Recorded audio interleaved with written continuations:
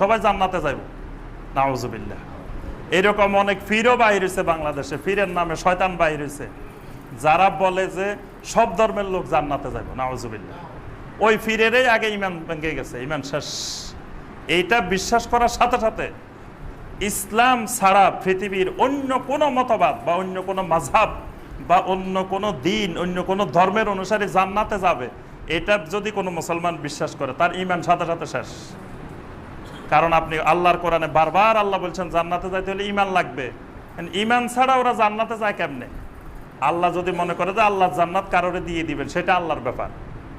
আল্লাহ যেটা কোরআনে আমাদেরকে বলছেন বারবার যে ইমান ছাড়া কেউ জান্নাতে যেতে পারবে না, তো হে জান্নাতে যায় কেমনে? তার ইমান আছে? এই বিশ্বাস যার যে পোষণ করবে যে সবগুলো আল্লাহর ধর্ম, সবগুলো আল্লাহর মতবাদ, সবগুলাই আল্লাহর দেওয়া, যে কোনো একটা অনুসরণ করলে জান্নাতে যাইব, যে কোনো একটা মানলেই হবে, এই লোকের ইমান নাই, ভেঙে গেছে। আবার কিছু মুসলমান দেখা যায় বলে যে ইসলাম হলো, শুনো, পৃথিবীর যত ধর্ম আছে আমাদের ইসলাম কিন্তু শ্রেষ্ঠ ধর্ম, 1 নম্বর ধর্ম। এই লোকেরও ইমান শেষ। এই তো করতে পারে যে আমি তো ইসলামের উপরে তুললাম, আমার ইমান যাবে কেন? এই লোকের ইমান যাবে যে আপনি যে 1 নম্বরে নিয়ে গেছেন, তাহলে 2 নম্বর আছে, 3 নম্বর আছে, 4 নম্বর আছে, আপনি তো 2, 3, 4ও মেনে নিলেন, এই জন্য আপনার ইমান চলে গেছে। ইসলামের উপরে তুলতে যাই আপনার ইমানের শেষ, কারণ আপনি 1 নম্বরে নিয়ে গেছেন, তাহলে 2 নম্বরকে মেনে নিলেন, 3 নম্বর মেনে নিলেন, 4 নম্বর মেনে নিলেন। অথচ আল্লাহ পাক কোরআনে কারিমে বলছেন কি, বারবার বলছেন, সূরা আল ইমরানের 19 নম্বর আয়াত, ইন্নাদ-দীনা ইনদাল্লাহিল ইসলাম, ইন্নাদ-দীনা ইনদাল্লাহি আল ইসলাম। আল্লাহর কাছে একটাই দিন, সেটার নাম ইসলাম। আল্লাহ বলতেছেন দিন একটা, আপনি কইতেছেন কয়েকটা। কয় ইসলাম? ওইগুলোর মধ্য থেকে একটা, এটা শ্রেষ্ঠ, এটা সবচেয়ে 1 নম্বরটা, এটা সবচেয়ে ভালোটা। তাহলে ভালোটার নিচে আরো আছে। আপনি যদি কোন ইসলাম বেস্ট, তো বেস্টের নিচে বেটার আছে, গুড আছে, আছে না আরো? আপনি তো সেগুলোর স্বীকৃতি দিয়ে দিলেন। এই স্বীকৃতি দিলে ইমান ভেঙে যাবে। এরপর আল্লাহ পাক আরো স্পষ্ট করে বলছেন সূরা আল ইমরানের 85 নম্বর আয়াতে, ওয়া মান ইয়াবতাগি গায়রাল ইসলামি দীনান ফালা ইউকবালা মিনহু ওয়া হুয়া ফিল আখিরাতি মিনাল খাসিরিন।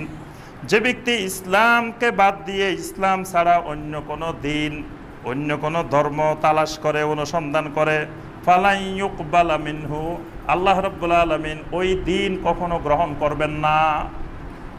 যে লোক ইসলাম ছাড়া অন্য কোনো দিন তালাশ করে, সেগুলো আল্লাহ গ্রহণ করবেন না। অর্থাৎ আল্লাহর কাছে গ্রহণীয় একটাই দিন, সেটা ইসলাম। সেটা ছাত্রও একটা, রোল নম্বরও 1, এটার থেকে আর বেশি মানে উপরেও নাই, নিচেও নাই, এটা একটাই দিন জমিনে।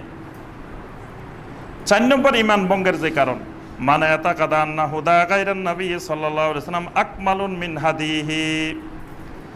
যে ব্যক্তি এই আকীদা, এই বিশ্বাস পোষণ করে যে নবী সাল্লাল্লাহু আলাইহি ওয়াসাল্লামের হেদায়েতের থেকে অন্য কারো হেদায়েত আরো পরিপূর্ণ, এই কথাটা অনেক ব্যাখ্যা সম্বলিত কথা।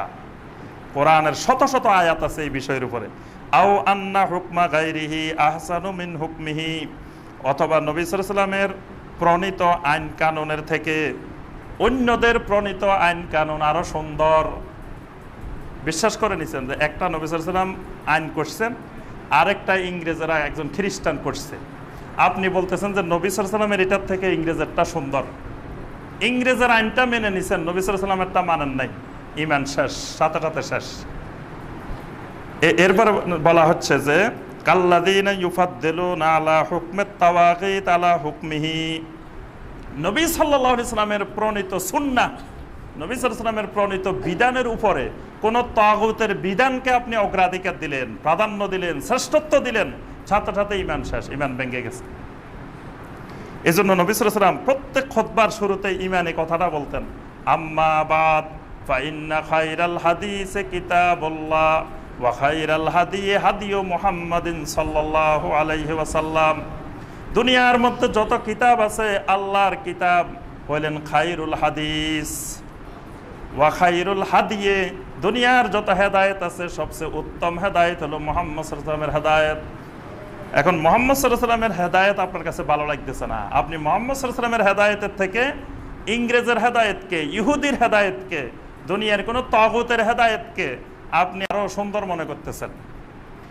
তাহলে আপনার ইমান ভেঙে যাবে। এই জন্য এটার কয়েকটা ব্যাখ্যা আছে। আন্নাল আনজুমাতু ওয়াল কাওয়ানিন আল্লাতী ইয়াসুন্নুহান নাস আফদালু মিন শারিয়াতুল ইসলাম। আমি শুধু পয়েন্টগুলো বলে যাচ্ছি, এগুলোর আবার বিশাল বিশাল ব্যাখ্যা আছে। যদি কেউ বিশ্বাস করে যে সমাজে প্রচলিত আইন কানুন এইগুলো ইসলামী শরীয়ত থেকে উত্তম, ইমান শেষ, সাথে সাথে শেষ। সমাজের প্রচলিত আইন কানুন, নিয়ম কানুন, বিধিবিধান যদি মনে করে যে এটা ইসলামী শরীয়ত থেকে ভালো, ওই লোকের ইমান শেষ। আন্না নিজামাল ইসলাম লা ইসলাহু তাতবিকাহু ফিল কারনিল 20। যদি কেউ মনে করে ইসলামের আইন কানুন বিধিবিধান এই 21 শতাব্দীর জন্য উপযোগী না, কেউ বিশ্বাস করলো যে ইসলামের যে বিধিবিধান কয় পর্দার আইন, হেজাবের আইন, এটা হলো 1400 বছর আগের জন্য, এটা আজকে 21 শতাব্দীর এই আধুনিক যুগের জন্য এটা প্রযোজ্য না। দাড়ি এটা তো হলো 1400 বছর আগের স্টাইলের দাড়ি, এখন 1400 বছর পরের দাড়ি হবে নতুন স্টাইলের দাড়ি। অনেক ভাই আমার কাছে বলছে, চাকরিতে গেছে, কয় আপনি তো যে দাড়ি রাখছেন এটা জঙ্গি জঙ্গি দাড়ি দেখা যায়, নাউজুবিল্লাহ। তাহলে আপনি আল্লাহ রসুলকে জঙ্গি বানাই দিলেন। আপনি যদি এরকম লম্বা দাড়িকে বলেন যে জঙ্গি দাড়ি, তা আল্লাহ রসুলকে আপনি জঙ্গি বানাই দিলেন। সাহাবাই কেরামকে, লক্ষাধিক সাহাবাই কেরামকে আপনি জঙ্গি বানাই দিলেন।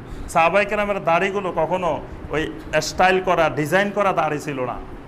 এরকম একটা লম্বা, একটা ছোট, খোসা খাসা এরকম দাড়ি ছিল সাহাবাই কেরামের।